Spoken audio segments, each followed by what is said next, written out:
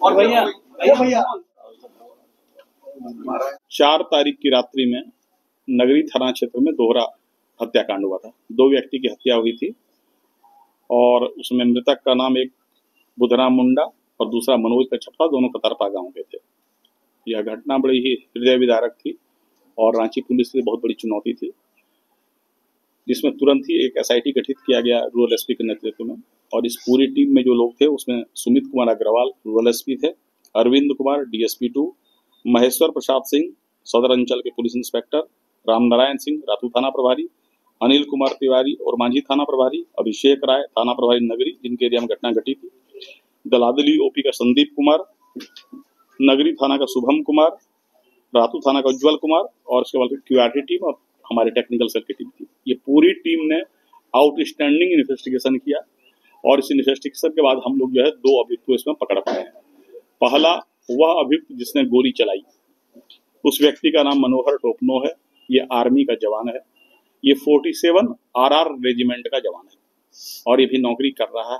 कुपवाड़ा में इसकी पोस्टिंग है और कुपवाड़ा से जिस हथियार से इसने गोली मारी है वह एक AK-47 हथियार है जो आर्मी का हथियार है। घटना बड़ी ही सनसनीखेज घटना है। कारण जो ये बता रहा है और जो प्रथम दृष्टिया सही प्रतीत हो रही है, इसका कहना है कि 2015 के आसपास इसने एक एग्रीमेंट किया था जमीन का उसी गांव कतरपा के शनिचरवा मुंडा से।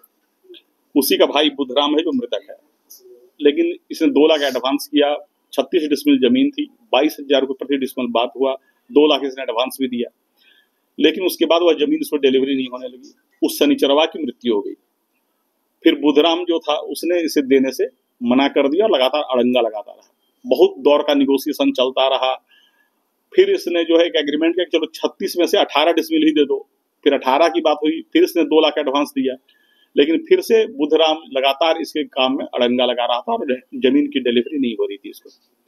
उसके घर वाले तक ने कहा बुधराम को कि नहीं तुम छोड़ दो, अब जब वो पैसा दे दिया तो जमीन दे दो, लेकिन बुधराम इस बात को नहीं मान रहा था। अल्टीमेटली 2015 से मैटर खींचते खींचते 2024 चला आया और पहले 36 से 18 डिसमिल पर ये माना। 18 के बाद ही जो सड़क पहले 8 फीट थी उसको चौड़ा करके वो 18 फीट कर दिया, दूसरे को जमीन बेच दिया और ये लगातार परेशान था। अब इसको लगा कि जब तक बुधराम जीवित है हम इस जमीन पर कब्जा नहीं कर पाएंगे और इस आक्रोशवश इसने जो है पहले वहां पर एक हथियार की चोरी की आर्मी से। फिर यह आदमी एक ड्यूटी में जा रहा था बरेली आर्मी स्कूल के बच्चों के साथ। उस ड्यूटी के दौरान ही उस हथियार की चोरी करके निकला। अपने एक मित्र को इसने फोन करके बुलाया जो यहाँ से फ्लाइट से गया जम्मू, इससे हथियार लिया और उसके बाद उधर से बस से आया। जम्मू से दिल्ली बस, वहां से फिर मुजफ्फरपुर से रांची। यह AK-47 लेके उसका जो दोस्त है, जो दूसरा आदमी गिरफ्तार है, वही लेकर आया था। इस हथियार का ही उपयोग उस घटना में हुआ है। घटना में और 2 शामिल थे, जो बाइक पर चला रहा था वो भी गिरफ्तार नहीं हुआ है और एक और आदमी है जिसने एविडेंस को डिस्ट्रॉय करने में नष्ट किया है। उन दोनों की गिरफ्तारी का प्रयास हम लोग कर रहे हैं। इसका कहना है कि उसी आक्रोश में उसने गोली मारी है। सर कितनी गोली मारी होगी 47 से? ये एग्जैक्ट इसको भी अभी आइडिया नहीं है, लेकिन गोली अच्छी खासी चली है। ये जवान कहाँ का रहने वाला है मूल रूप से? मूल रूप से पिटकी ऐसे यही का है सर, पिटकी थाना क्षेत्र का। मैंने सर ये कहा जा सकता है कि पिटकी का चिनारोपुरियो गांव है, चिनारोपुरियो गांव है, वही का। जमीन को लेके ये एकदम पूरी तरह से फ्रस्ट्रेशन में आ गया। बिल्कुल, इसका कहना है कि हमसे जो है पैसा भी लिया गया और 9 साल से हम झूल रहे थे और लगातार बुधराम, और इसका इंटेंशन केवल बुधराम को मारने का था। जब बुधराम पर इसने गोली चलाई तो जो एक और आदमी था मनोज कच्छप, वह इसको पकड़ने दौड़ा और तब इसने उसके ऊपर भी गोली चला दी। सर एक पुलिसकर्मी है, जो पुलिसकर्मी का सहारा नहीं। इनका कहना है कि हम लोग जो है लगातार वो पर्सनल लेवल पे दोनों में डील हो रहा था और इससे कोई उपयोग नहीं। सेना से कुछ बातचीत हुई है?